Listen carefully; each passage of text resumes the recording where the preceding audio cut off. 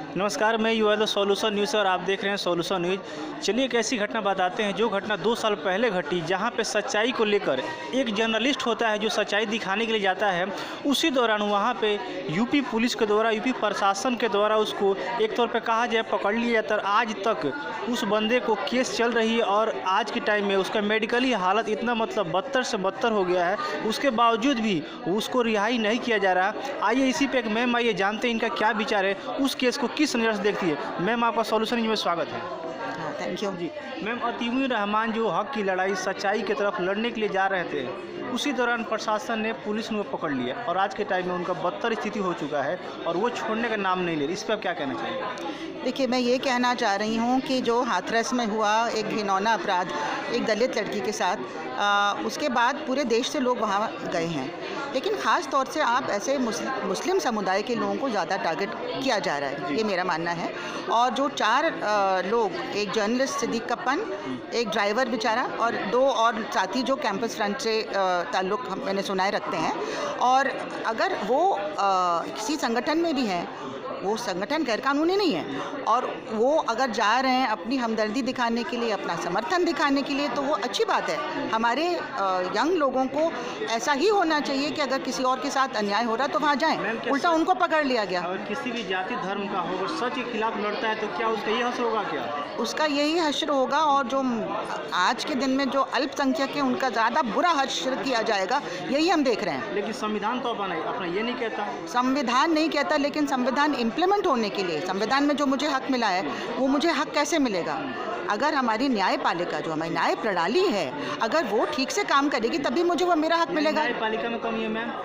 न्याय प्रणाली में जो इस कदर दबाव है एग्जीक्यूटिव का, और बिल्कुल जाहिर है केसेस सुने ही नहीं जाते हैं, सालों साल लग जाते हैं, और उसके बाद जब सुने भी जाते हैं ऐसे ख़राब डिसीजन आ रहे हैं कि जो अगर आपने न्याय की पुकार की है और लड़ते लड़ते 20 साल हो गए तो कहा जाता है आपको हिम्मत कैसे हुई इतने साल लड़ने की, आपको हिम्मत कैसे हुई सरकार के खिलाफ कुछ भी बोलने की, आपको ही जेल में डाल दिया जाएगा।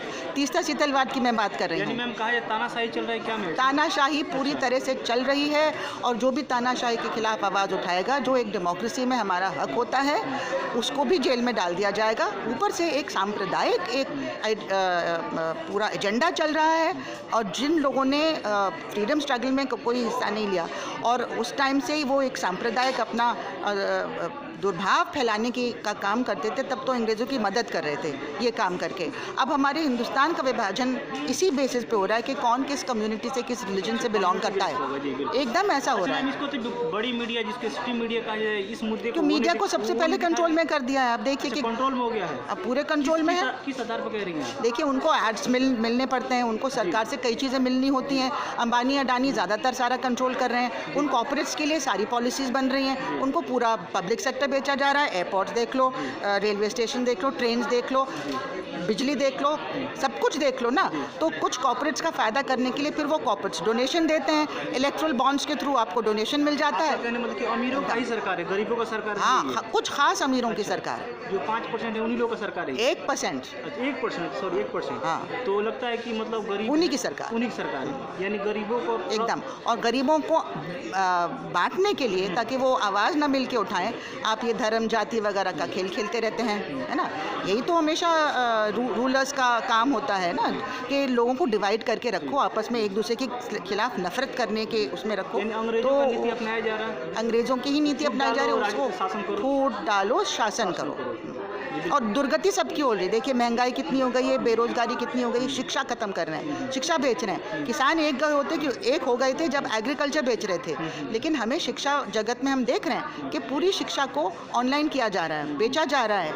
ऑनलाइन शिक्षा से कोई सीख सकता है कुछ? मतलब किसकी गलती निकल के आती है जो सरकार इस तरह का चुनती है? इस सरकार आती कहाँ, चुनता कौन इसे? देखिए, ऐसा है कि कॉर्पोरेट्स का हाथ हर चीज़ में है, कि वो किसी को ऊपर चढ़ा देते हैं, किसी को नीचे गिरवा देते हैं, उनके पास इतना पैसा है। सिर्फ हमारे देश में नहीं हो रहा है, पूरी दुनिया में हो रहा है। इसका उपाय क्या है कि आम जनता को अपने भले के लिए एक होना पड़ेगा, और ये जो घृणा फैलाई जा रही, नफरत फैलाई जा रही, उसके थ्रू देख के उनको। और दूसरा ये है कि जो हमारा इलेक्शन का सिस्टम है वो भी बदलना होगा। इन्होंने बिना किसी पार्लियामेंट की इजाज़त के इन्होंने ये बैलेट पेपर से ईवीएम शुरू कर दिया। ईवीएम जो है एक हार्ट ऑफ द प्रॉब्लम है। वो जो तोता है जिसकी जो राजा की जान उसके अंदर होती है। अगर ईवीएम ख़त्म कर देंगे तो आप देखेंगे कितना बदलाव आएगा। हालांकि इन्होंने काफ़ी लोगों को इस नफ़रत के बेसिस पे अपनी तरफ किया है, ये मानना पड़ेगा, लेकिन इतने नहीं कि ये इलेक्शन अपने आप बैलेट पेपर से जीत जाएं, नहीं जीतेंगे। सच्चाई की जीत नहीं हो रही, इसके कहने का सच्चाई की जीत नहीं हो रही है, झूठ जीत रहा है। मतलब। चलिए मैम थी, अपनी बातों को रखी प्रेस क्लब से। चलिए सॉल्यूशन में कैसा लगा, जब तक ले जय हिंद।